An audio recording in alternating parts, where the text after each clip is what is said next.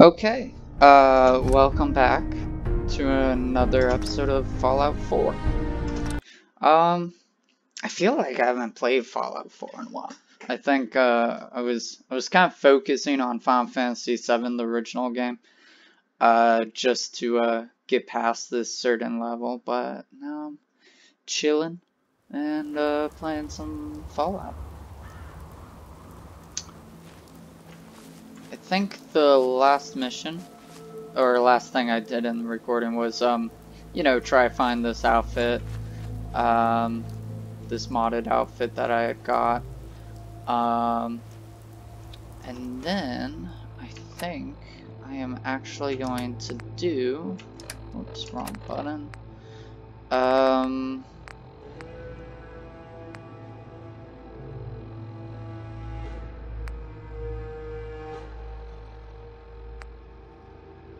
we'll do this mission, yeah.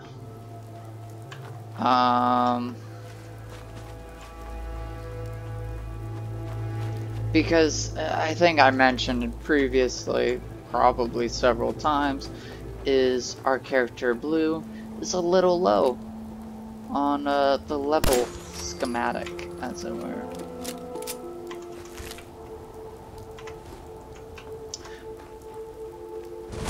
Oh! Get out of here. Valentine! Save me! Oh, stop moving.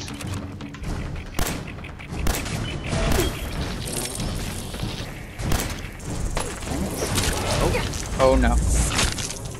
Oh no.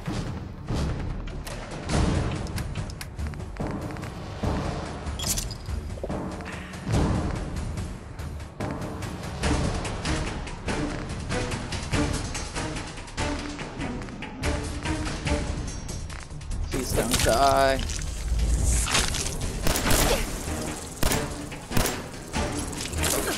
Ah. Where?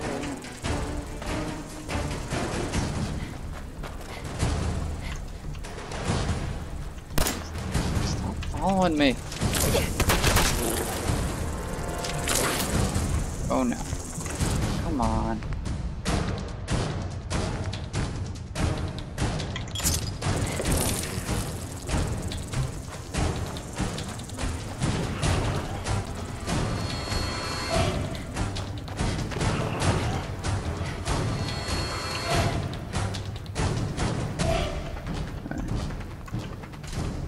Looks like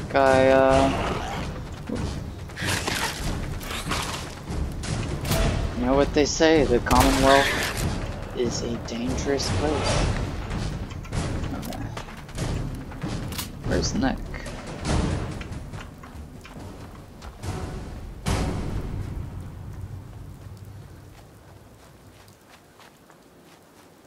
So I've been what was I about to say before I was pretty much getting killed?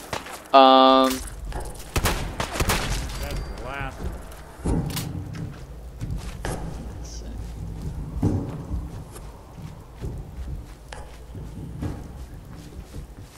So I've been doing, some homework and whatnot, and I think as many of you have heard from my last videos, I'm studying Russian as my second language, for I think a multiple reasons, for multiple reasons. One reason, obviously, is because I love the literature from Russia. I mean, Russia has just a fantastic array of classic literature. Not only Tolstoy, Dostoevsky, Chekhov, Pushkin, the list goes on. Unless you're gonna pitch in here, keep a distance. Hey. Looking to earn some caps? I could use a hand here if you're all done gawking, What do you need help with? The pump isn't in top shape, but it should at least start. There must be some leaky connections flooding me out. Think you could fix them? The leaks will be underwater. Look for bubbles, and you should find them.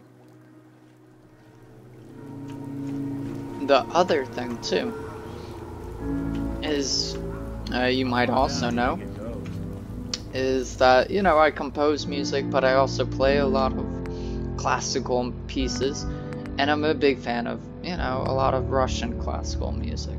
It's not everything I listen to, but, you know, Russia has some fantastic composers, like Tchaikovsky, Stravinsky, Rachmaninoff, Shostakovich, you know. And so,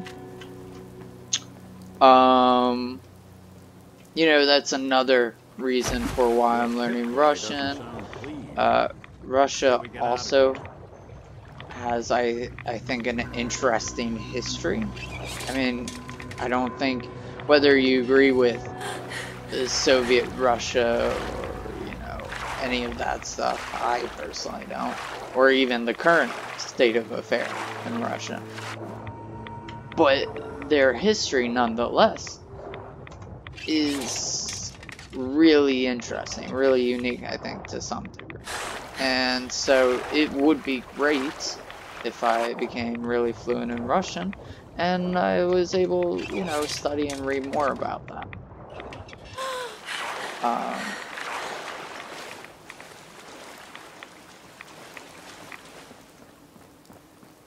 So those are a couple things, reasons why I want to learn Russian. And this is my second year taking Russian. And one things I thought, like, as I was working, I worked this weekend at my liquor store. And as I was working, you know, I'll sometimes practice my Russians, you know, in ordinary conversation. I'll be like, you know, you know, if I want to say yes or no, I'll try to say da, нет, or, you know, if I'm okay, хорошо, or неплохо, you know, and so forth. You know, just try to, you know, practice my Russian as much as possible, just so that I don't forget any words like почему, you know, and so forth. And one of the things I thought myself was like, man, wouldn't it be great if I learned a lot of Russian insults or curse words?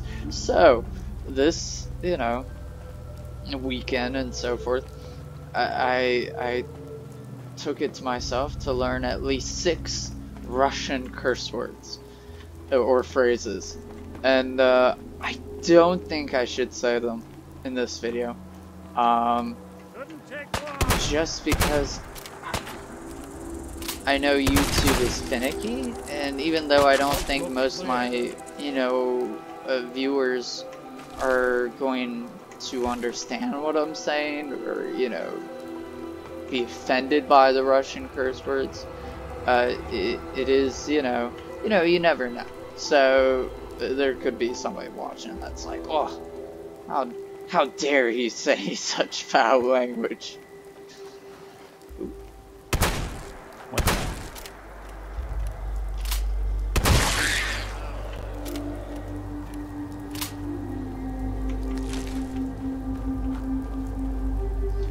So, you know, it's stuff like that.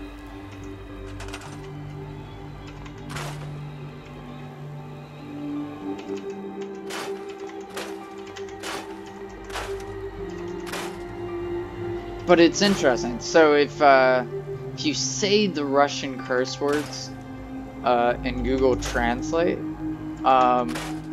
they'll actually bleep them out, as it were, and it's just so funny because you'll like say something and be like, oh, that's weird.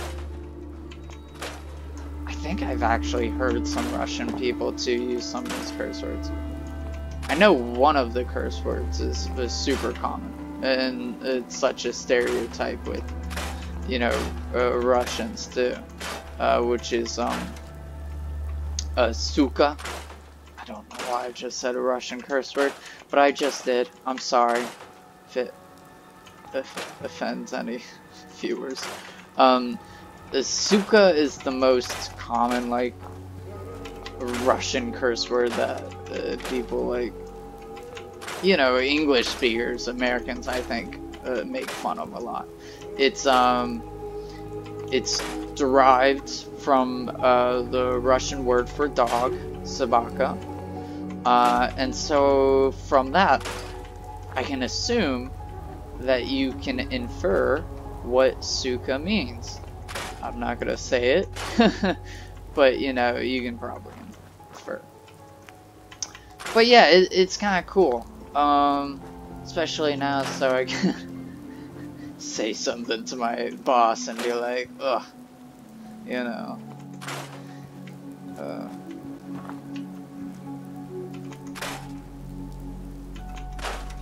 be like, иди нахуй. Say that to my boss. He'd probably look at me funny. In fact, actually, it just sounds, just saying that, like, phrase sounds offensive to me. It's like, I feel like I'm offending somebody by saying it.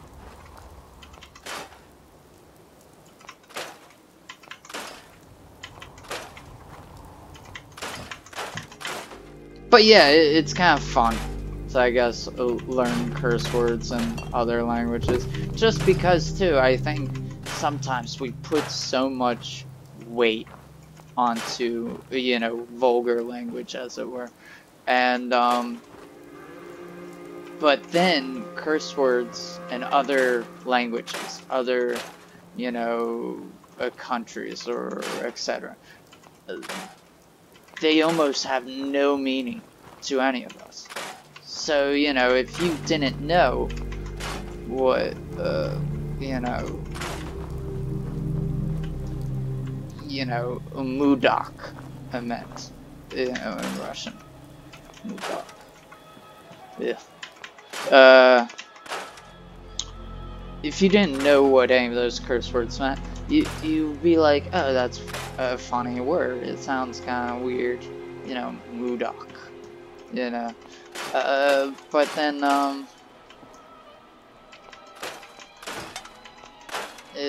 it's just interesting, because then you don't put any weight or gravity upon, you know, a foreign language's curse word or something.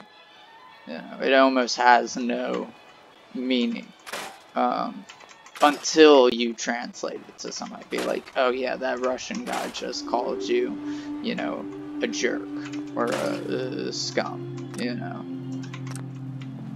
And then you'd be like, what? He said what?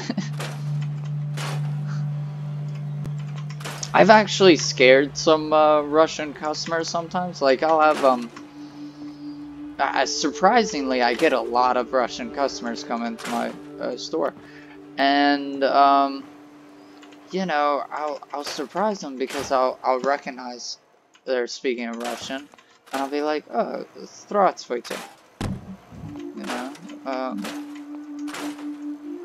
меня зовут Isaac, you know. Maybe ask them how they're doing, как дела? Maybe ask where they're from, and so forth, but yeah. Although I'm not that good at Russian, that's why I'm trying to put the effort into always practicing and whatnot. I'm better at reading Russian than I am speaking. Sometimes when I see the word, you know, it dawns back to me like, oh, I know that word, I know what it means. And then when you increase your vocabulary in Russian, you might not know a word, but you might recognize it because it's similar to another word. Like, what is it? There's ruchka and then ruka. Trying to remember now which one's which. Ruchka is I believe pen, and then like a pen you write with, and then ruka is arm, so your arms, and it's kind of interesting where you see, you know, Russian symbolism. It's like, you know, the pen, you know, is an extension of the arm. So, you know, there's cool Russian symbolism in some of their words.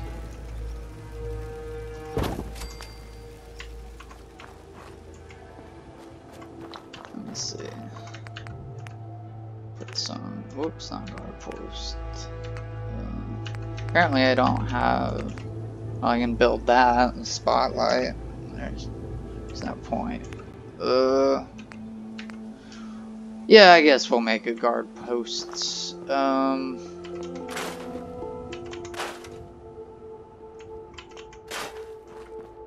don't know why though. I mean, what's Sheffield gonna do? Run away? Leave? Nah, he's fine. Let him suffer.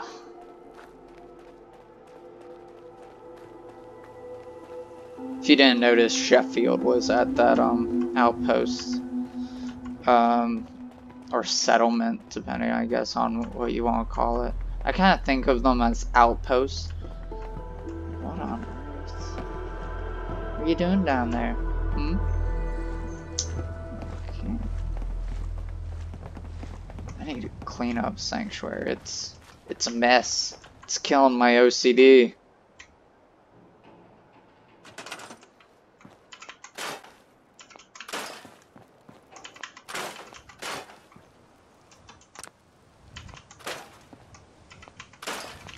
But yeah, I think to some degree it's good for everybody to learn a second language, whether that's sign language or, you know, a very uncommon language, like, you know, with, like, I don't know, a dead language or something. You know, learning a language is, I think, just is so good. You know, I think it won't be bothering anybody, you know, now. Takes down barriers, as it were. It, you know, pulls down the walls that separates cultures when you learn another culture's language. Now, interestingly enough, I think, as many of you know, I'm studying philosophy. I'm a philosophy major with a physics minor, and so most commonly philosophy majors, they tend to go towards German. That's a big popular language for a lot of philosophy majors. Maybe Latin, depending on if you are studying a lot of medieval philosophy. Maybe French, if you're studying a lot of French existentialists. I knew a lot of philosophy majors that studied French. Those are pretty common languages for Russian majors, but not Russian though. Russian, I think, is not a very common language for a lot of philosophy majors. And Russian philosophy isn't really spoken about. In fact, I got a book of, Russian philosophers and so forth. And, usually Russian philosophy isn't talked about. The only philosophers that are ever mentioned are either, the famous fictional writers like Tolstoy or Dostoevsky, or, the communistic Soviet, writers like Lenin, and the Bolsheviks. I think I butchered that word, but you understand what I'm saying.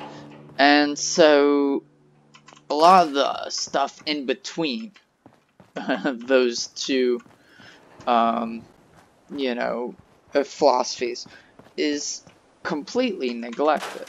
And it's kind of a shame because as I've been studying more and more about Russian history and philosophy, there are some decent and interesting philosophers that aren't just purely, you know, political or purely, you know, famous writers like Tolstoy and Dostoevsky. There's a lot of good religious philosophers. There's a lot of good metaphysics philosophers, philosophers, you know, of science, etc. And it's kind of a shame that they're neglected, but it seems like a common trend with a lot of, you know, college studies of philosophy. Like, usually you're taught like ancient and modern, that's it, you know, the ancient Greeks, and then you jump straight to, you know, Descartes, and then the, you know, modern European philosophers. Everything in between those, you know, ancient Greek and, you know, modern, it's all neglected, all, you know, put aside. So all your Eastern philosophy, it's rarely talked about, like Buddhism, Hinduism, Confucianism, Taoism. It's all, you know, pushed aside for ancient Greek and modern. And not only that, you neglect all the medieval philosophy and then the Roman philosophy, like the Stoics.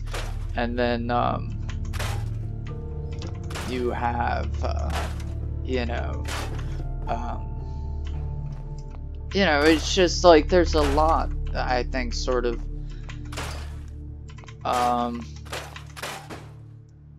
not taught in philosophy, a good portion of philosophy.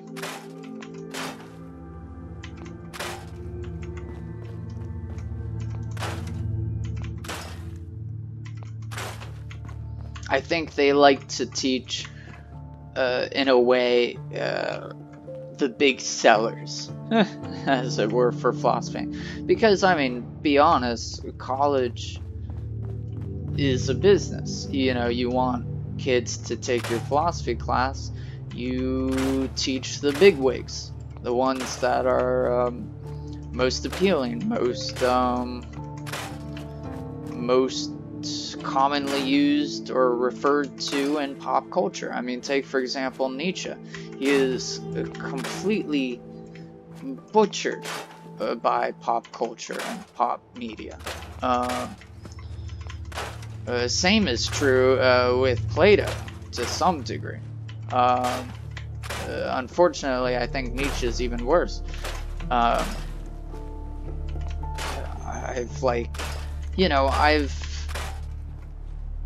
I was talking to one of my old professors, and he was talking to me about this one Nietzsche professor at our university, and how hard it is to teach Nietzsche. Because not only do you have to teach Nietzsche and his philosophy, you have to first break down everybody's misconceptions and presuppositions of Nietzsche.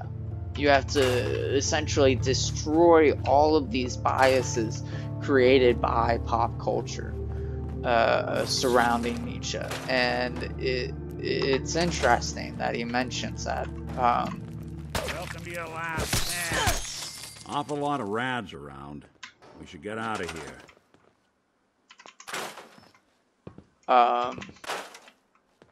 And it's a good point. You almost have to do that. You have to fight with the students constantly. It's an upward battle trying to destroy those misconceptions that have been,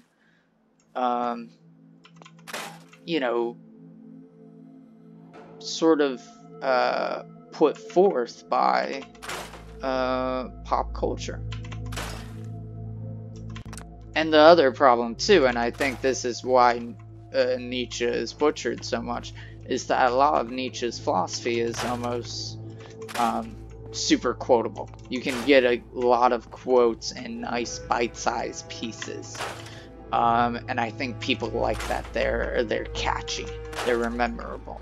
But of course, the problem is these bite-sized quotes are always taken out of context, always, you know, taken from a bigger, you know, picture.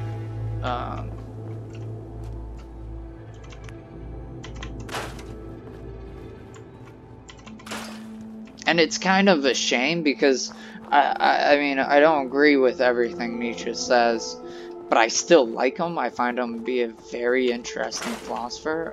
My favorite book by him is Birth of Tragedy. I still think it's his best work.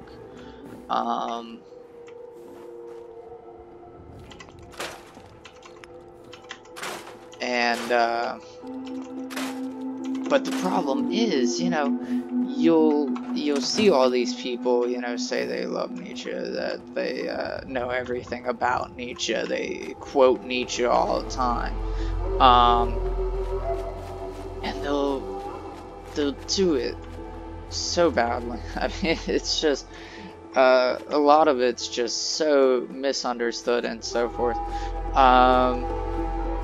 And it'll make me just almost hate Nietzsche because I'll be like, wait, I don't remember that per se. I should have listened to Mama Murphy all along. Pretty nice place she's found for us. I think we could settle down here. Make it a place to call home. What do you think? I don't know. It's strange being back here. What do you mean? You used to live here or something?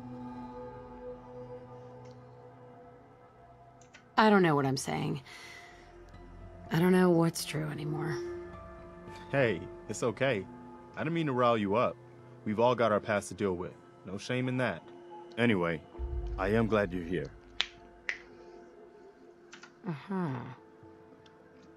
And I hope you don't mind, but I've got another favor to ask. I've had word from a settlement asking for help. There's still hope in there are Minutemen out there somewhere. The only chance to start rebuilding the Minutemen is to show people that they can count on us when they need us. Trouble is, I've got my hands full here. Do you think you could go help out the settlement? Oh, good. I was hoping for a chance to rescue some more helpless villagers. It's not that people are helpless. They just need someone to give them a helping hand sometimes.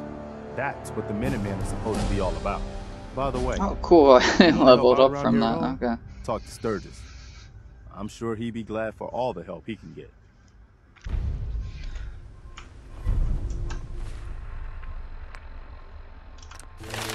So yeah, sometimes I think, you know, when I listen to so many people rant and rave about Nietzsche, this, Nietzsche, that, it makes me almost sort of like, oh, I don't know if I like Nietzsche anymore. You know, it makes me almost like forget half of the things I've learned about Nietzsche. I'm like, oh, wait a sec, did Nietzsche say that or no?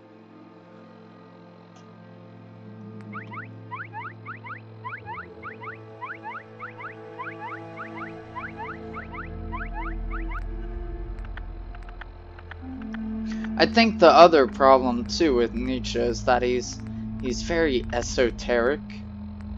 And so, a lot of times to understand Nietzsche, you almost have to read a lot of his work.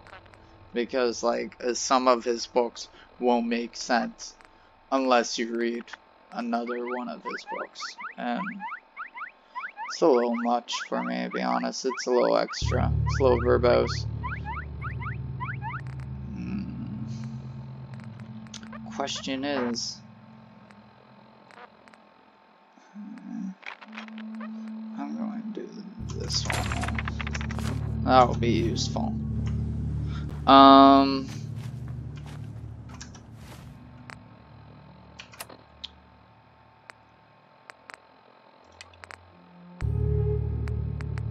Where's Sturgis? Like, and then the other thing too is Nietzsche's obviously is a big ancient Greek fan. there's a lot of references, a lot of influences from ancient Greek philosophy. And so, really, another level of understanding Nietzsche is obtained only through a strong understanding of, ancient Greek philosophy. Not just Plato and, Aristotle, but, the pre-Socratic philosophers as well, especially Gorgias. Hey, Sturgis. You willing to do some work? I love work. I could sit and watch it all day. Well, for starters, we could use some real beds. We've been sleeping on the ground for too long. Do I look like a carpenter to you? I don't know what you look like. You said you were willing to help. Making beds is what we need help with. I'd be glad to help. Okay, good deal. Just make sure we can sleep with a roof over our heads. Some of these old houses still look solid enough to do the trick. There's a workbench over there you can use. Give me a holler if you need anything.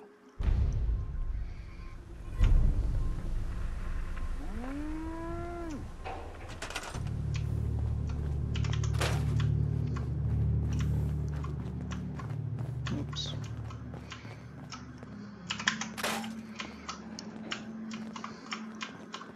No, I'm not gonna. Definitely, I'm not gonna give my thoughts in a. I'm not gonna explain Nietzsche in this video. I've probably, to be honest, talked too much about Nietzsche, but I think the key thing to always remember when reading or listening to somebody talk about Nietzsche is that Nietzsche is a very difficult philosopher to understand, and you should always be wary of anybody who claims they completely understand Nietzsche, because even I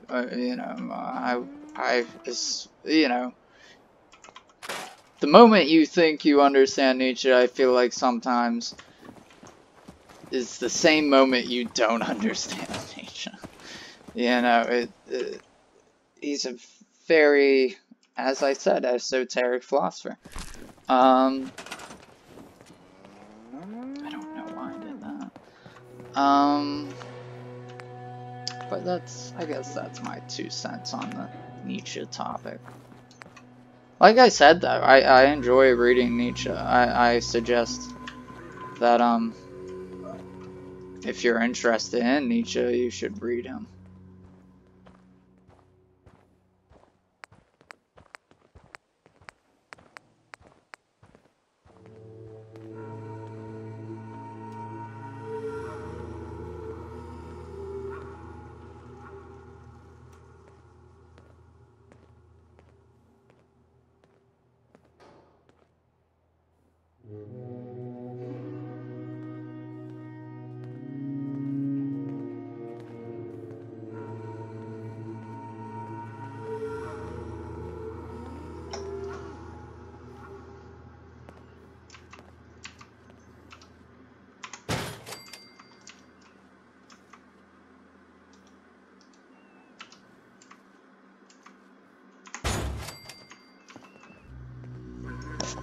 Oops, I keep bumping the mic. Didn't mean to do that.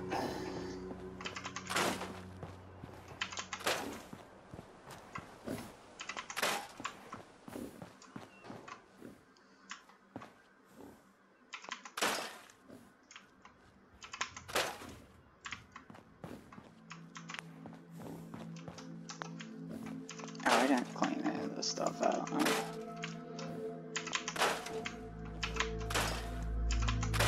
Oh, you know what I should have leveled up to was the scrapping perk, because that's a useful perk. There's some perks that, I mean, you don't think are gonna be useful, but are. The scrapping one, and then what was it? The lucky one, where you can find more ammo and you know, just everywhere. That one is super useful because, you know, you'll run out of ammo sometimes pretty quickly. Let's see. Let me just, because he's gonna ask me to do the other stuff anyways. Let's see, resources, food.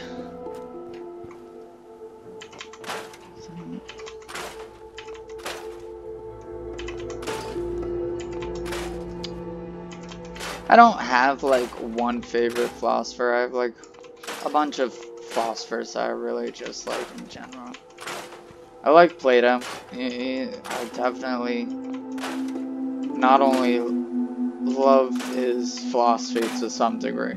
I mean, I disagree with when I say these philosophers are my favorite. Don't misunderstand me at thinking I completely agree with them, but that I just like them. You know, I like their ideas that they propose, their writing, you know, their I find them interesting or whatever. That's what I mean when I say they're my favorite. And Plato is definitely one. He's a fantastic, you know, writer. I mean, not only philosophically speaking, but I mean, like, almost Shakespearean-like. There's such a fictional story element to his dialogues that make it so great, like especially the Republic, which is still my favorite. I think the best you know, Plato dialogue. It's extremely long. I think it's one of the longer, I don't think it's the longest one, but I think it's close to it. I think it's like the second longest dialogue by Plato. There's also the dialogue Gorgias, which I really like. That's a great one at actually getting some more information about the Sophist and Gorgias in general. I really enjoyed reading that one. And the Meno. The Meno is a good one on epistemology and virtue ethics.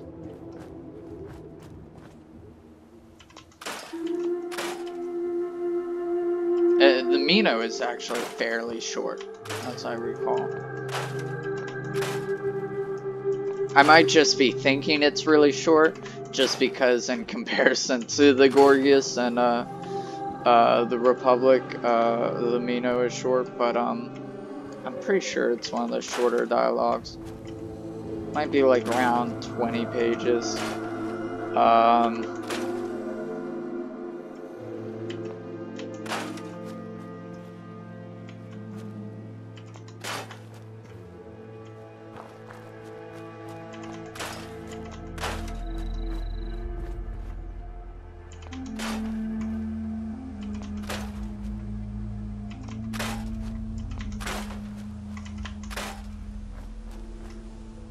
And then, oh yeah, I was talking about favorite philosophers. Another good philosopher that I really like is, Kant, Immanuel Kant. I just like the ontological ethics. I'm sorry to anybody who's a utilitarian. I've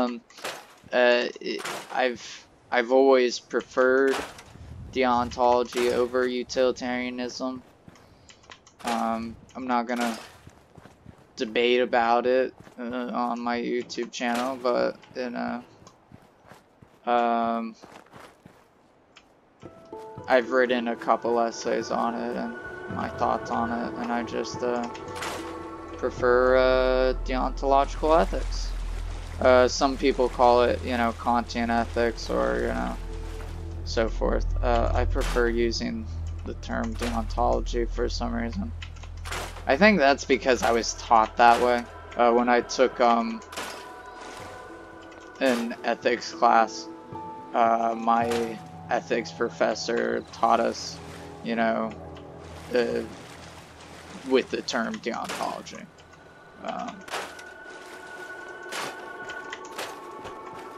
And for me, it makes more logical sense just knowing what deontology means linguistically, you know, deon, act, and so forth, and teleological meaning, you know, future, thinking ahead, end goal, as it were. Can I make that? Ooh, I can. Oh, can I make this super big one? No, I can't. And what else? What else? Here's another philosopher I like. You know what? I haven't read Nietzsche in a long time, but I'll say, yeah, Nietzsche is one of my favorite philosophers. I'll go ahead and say it. I've criticized him sometimes, but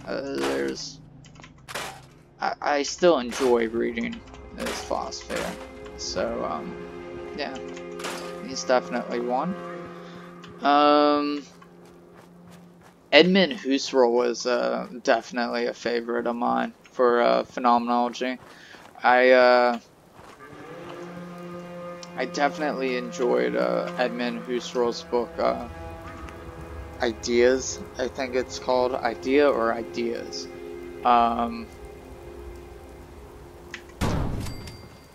And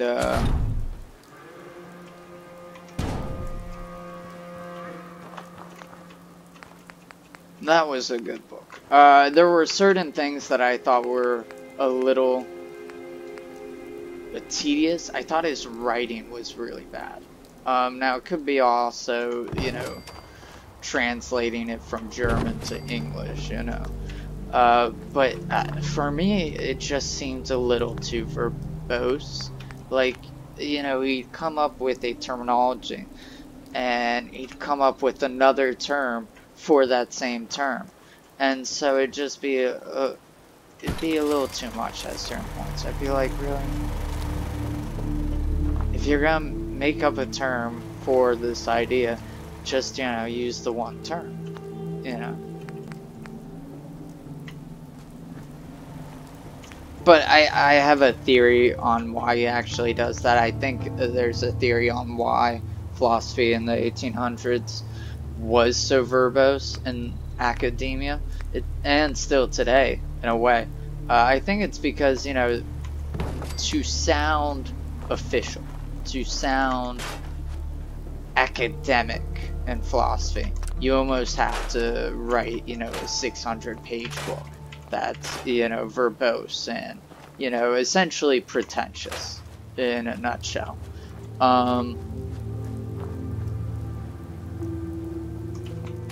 Or nobody will really take you seriously. And I think that was the case for a lot of philosophers in the 1800s. That's why Heidegger's book was just as long, and, you know, as verbose too, and you had, you know, other philosophers that were doing the same thing. And even nowadays, you see sometimes philosophers write these extensive books when they could have probably summarized their idea in, you know, 200 pages rather than 1,000 some pages.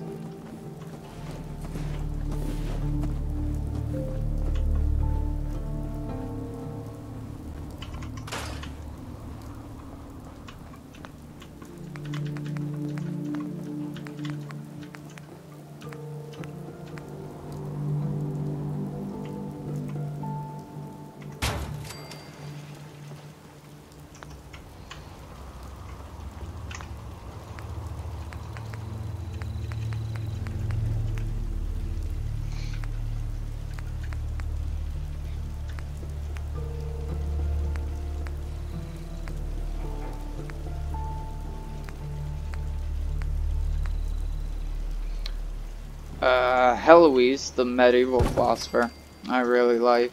I think Heloise actually gave Abelard the majority of his, you know, philosophy, his ethical philosophy. I think that's really where he got inspired was, you know, Heloise thought. But, you know, since Heloise was a woman and it was the medieval time period, you know, she couldn't write and publish, you know, philosophical works on her own. And so I think that's why, you know, it's Abelard had written his philosophy.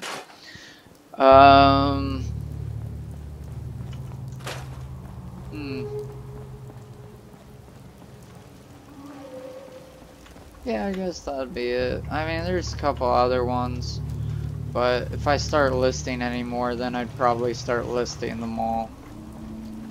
In a way.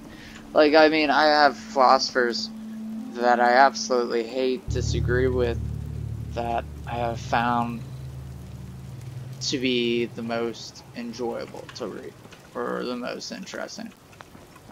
Like, I think I mentioned previously about Ghost and Machine by Arthur Kessler, and how, I mean, I completely disagree with the book, but, you know, I can't help but love it to some degree. You know, it's one of those things. Let's see. That's a nice little setup. Wouldn't mind one of these at the agency. There we go. Aha, we can't change the color.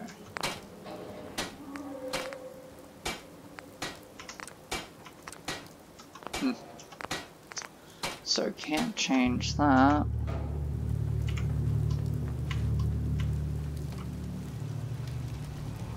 Aha, blue now has blue glowing light thingies. Okay. And Preston is still stuck on top of the roof. Okay.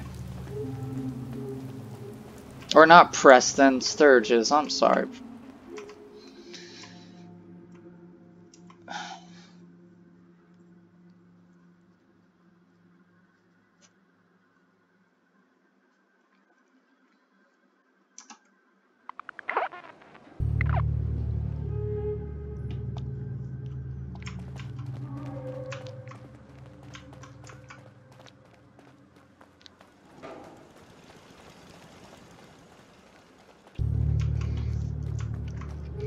I wonder where Codsworth is. Sturgis. I like it. Having a place to sleep will improve everyone's spirits. What we need now... I'm on it. Clean water coming up. Great. Thanks again.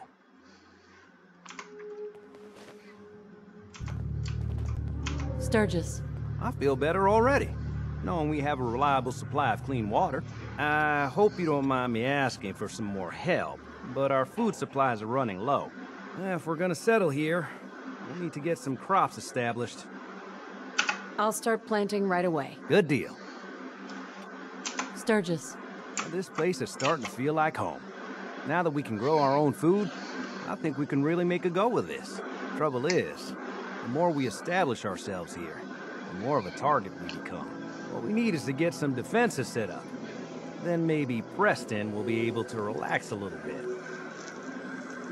I'm on it. Ah, thanks. It'll make everyone feel more secure here.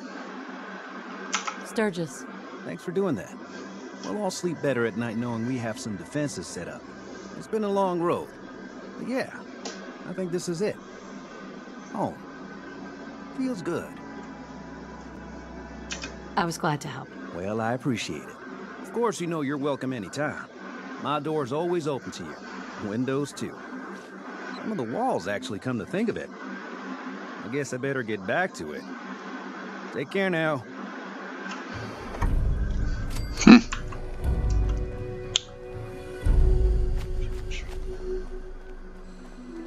Yeah, I'm trying to... Oh, there's Codsworth. Because I can, get Codsworth. That's my companion. Hey, Codsworth. Mum, welcome back, Mum. I do hope you were able to find some assistance in Congo. You could say that. I made a few new friends. Can't have enough of those these days. I realize that I'm no Mr. Gutsy, but if needed, I'd be honored to accompany you throughout the Commonwealth. Just say the word. Yes, of course. Lead the way, Mum. Don't let this one boss you around too much, Codsworth. There's nothing I'd like more, Mr. Valentine.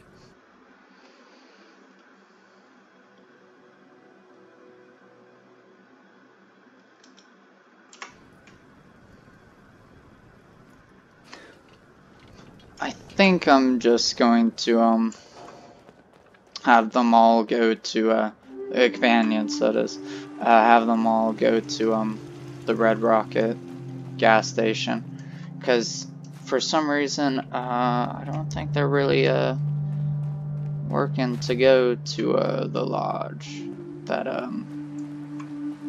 mod that I got.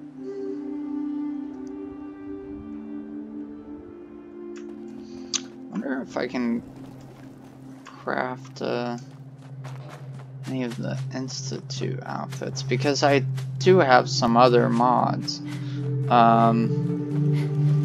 Don't know if they'll work though, or not work, but if I have the material for them.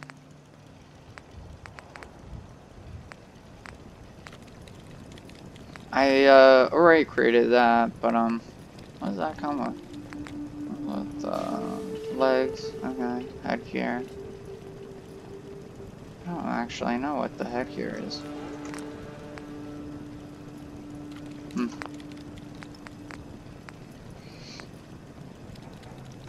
I can't even make I have like no leather. Okay.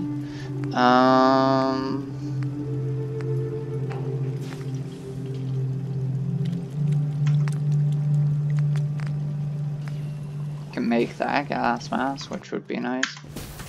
And then sure.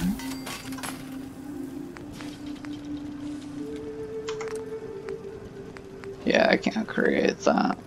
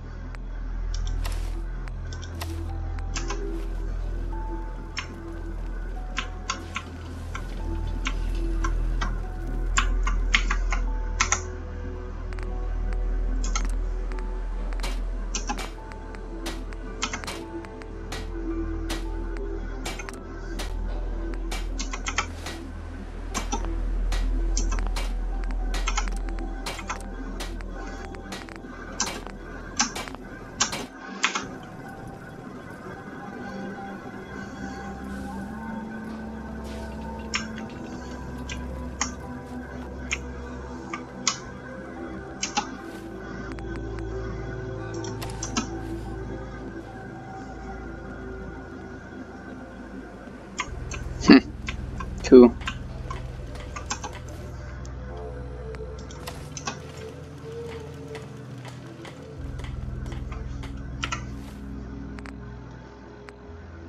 Oh, I forgot. That's funny.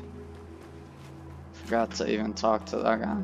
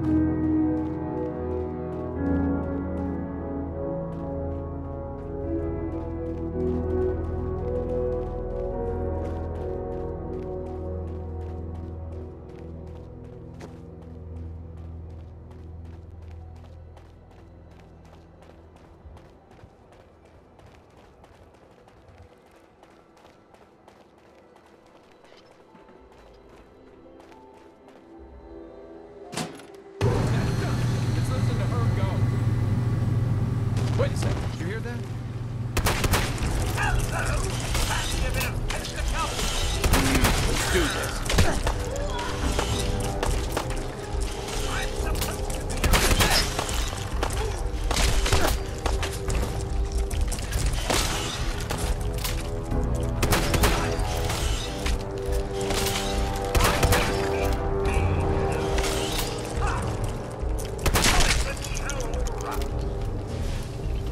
Well, hello there.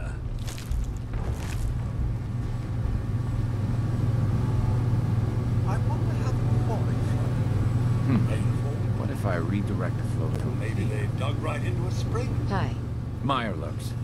I guess I shouldn't be surprised that stirred him up. Anyway, I still got some tinkering to do on this thing. Shouldn't be too hard now, though. Thanks for pitching in. Here's a little something before you clear out.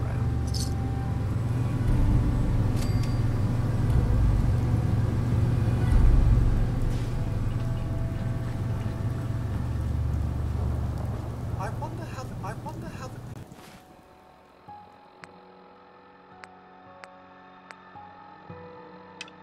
falling flooded. Rainfall, perhaps? Or maybe they dug right into a spring.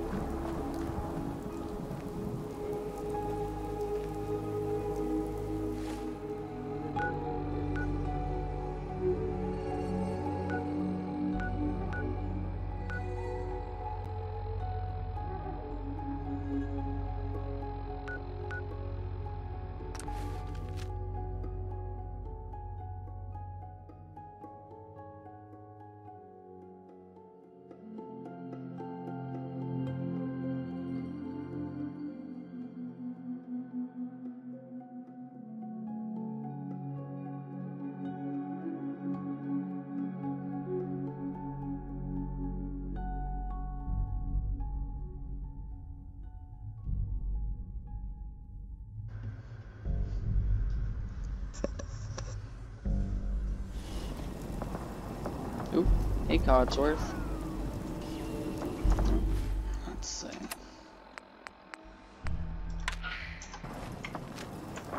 Automated message repeated. This is Scribe Halen of Reconnaissance Squad Gladius to any unit in transmission range.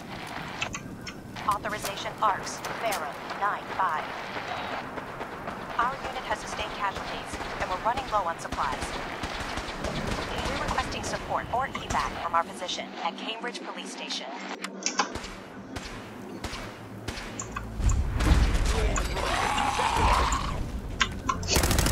What on earth?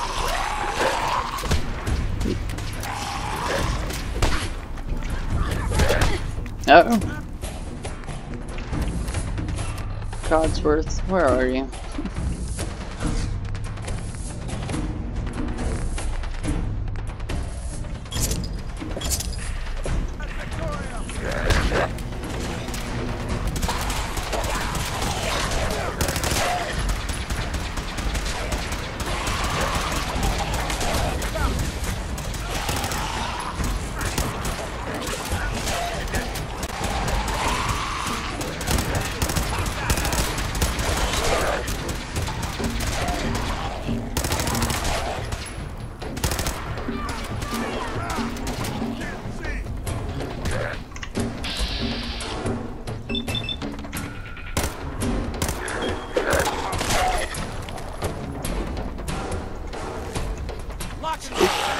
Oh.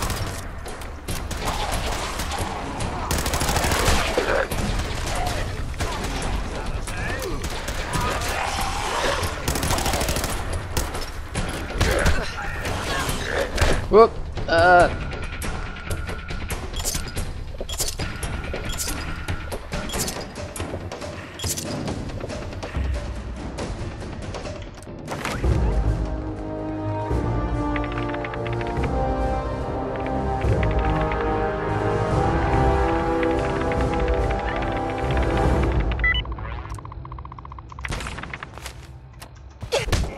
No!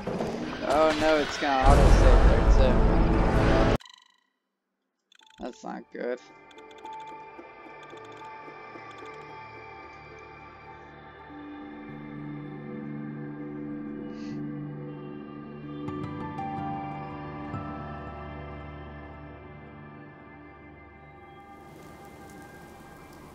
where are we? Okay, so we're there.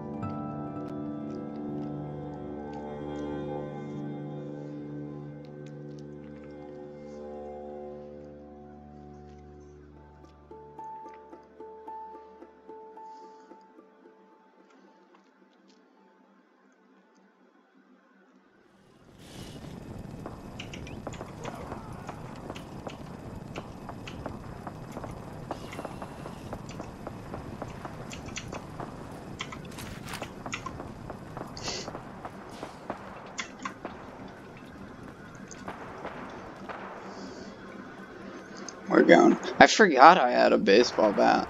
It's actually a pretty cool baseball bat, so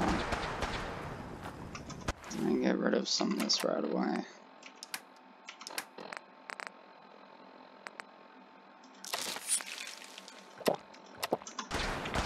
Okay.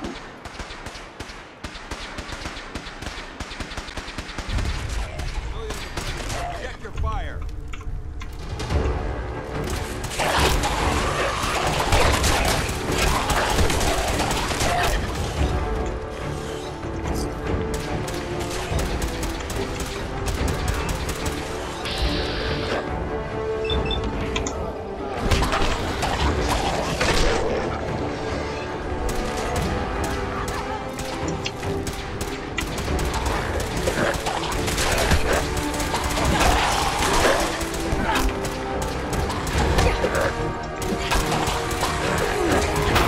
Oh, I didn't mean to hit you. Ah.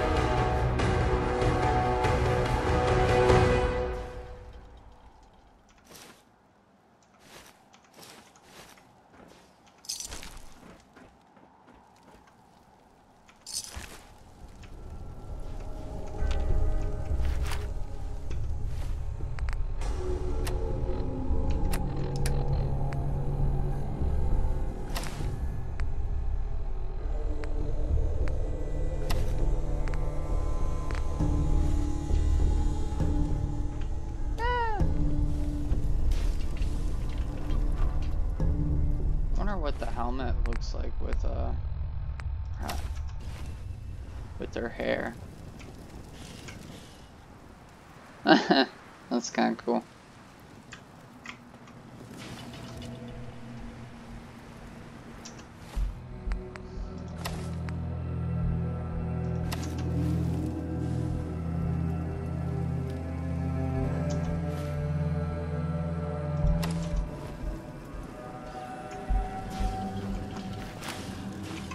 So I also got another mod that adds clothing for each like group. Like so there's Brotherhood of Steal, there's Railroad outfit, and I guess you can actually find this. You can find the Institute one, I think, too, on Corpsers occasionally. But excuse me. We appreciate the assistance, civilian. But what's your business here? Pest exterminator. I heard you had a feral problem. Evading my questions is a surefire way of getting yourself ejected from the compound. Are you from a local settlement? Do all these questions really matter? After all, I helped you fight those ferals. You make a fair point. If I appear suspicious, it's because our mission here has been difficult.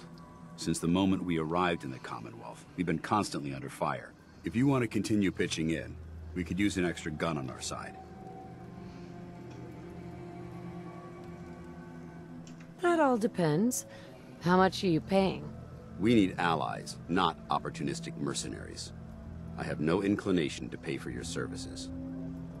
I'll continue to help, but you owe me an explanation first. Agreed. The more we know, the better we may assist. Very well. I'm Paladin Dance, Brotherhood of Steal. Over there, I keep Scribe accidentally Halen, bumping and the Knight mic Reese. too, which We're on doesn't recon help. duty, but I'm down a man and our supplies are running low. I've been trying to send a distress call to my superiors, but the signal's too weak to reach them. Sir, if I may. Proceed, Halen. I've modified the radio tower on the roof of the police station, but I'm afraid it just isn't enough. What we need is something that will boost the signal. Our target is ArcJet Systems, and it contains the technology we need, the deep-range transmitter. We infiltrate the facility, secure the transmitter, and bring it back here. So what do you say? You willing to lend the Brotherhood of Steal a hand? It's a good plan, if we make it back. I can assure you that I wouldn't undertake this mission unless I had confidence in your abilities. Halen, take Reese inside and bind his wounds. Yes, sir. Reese, once you're on your feet, I want you to make certain the perimeter is secure. I'm on it. All right, civilian. It's time to prove your worth. Head into the police station and resupply yourself. Then let me know when you're ready to begin. I kind of like the Brotherhood of Steel mod armor. It definitely, I think, fits their like sort of militaristic look. The pants, the shirt. It seems like an outfit that would have been in the original game, vanilla game, and that's what I like. That sort of immersive outfit. But of course, I also don't like the Brotherhood of Steel that much because they're kind of like, you know, Dance. Pretty much racist to robots.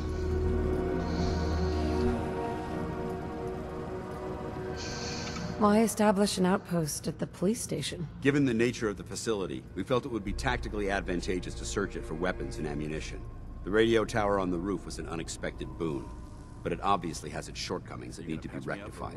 It might not be as imposing as the Citadel back in the capital wasteland, but it suits our purposes. That's all I'm willing to divulge at this point. Are you ready to proceed with the mission? Quit squirming so I can get Ready. Outstanding. Follow me, and try not to lag behind.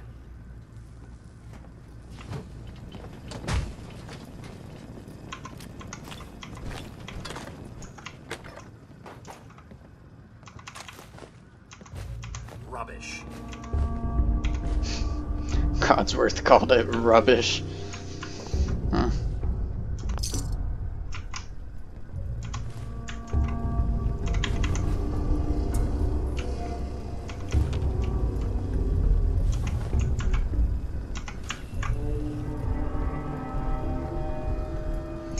I do like the fact that in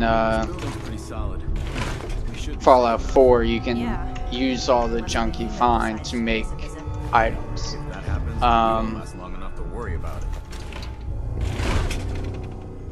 You know, in Skyrim you could pick up a lot of junk, and you know, if your I think it was speech skills were high enough, you could sell them at, you know, better prices than what they were or whatever. Why are you standing around here like there's nothing to do? Paladin Dance is waiting for you. But in here you can actually like use them for something useful, like making armor or weapons. One big test after the next.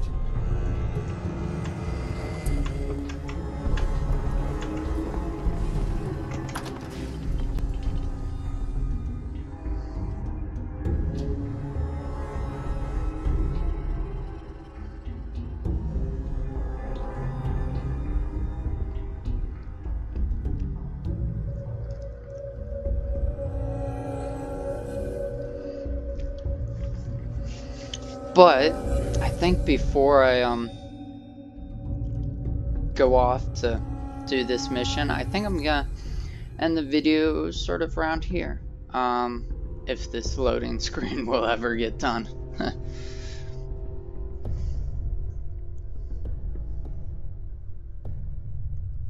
But yeah, if you like, man, I keep bumping the mic. But if you like the conversations that I've been having with Fallout, you know, leave a comment, leave a like, you know, especially leave a comment, you know, on, you know, whether you like Nietzsche or not, you know. Do you think he is sometimes over glorified? As I like to say, I think Nietzsche is loved for all the wrong reason and hated for all the wrong reasons. So, but you know, leave your comment. You know, if you think, hey Isaac, you're wrong. Nietzsche, you know, is such and such, or you know, then you know, leave a comment. Maybe give a list of your favorite philosophers. I'd like to, you know, hear what you guys think.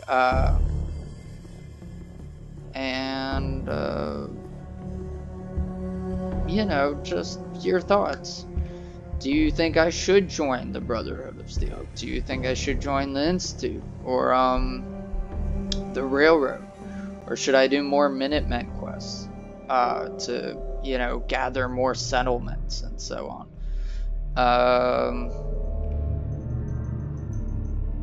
Which character should I romanticize with?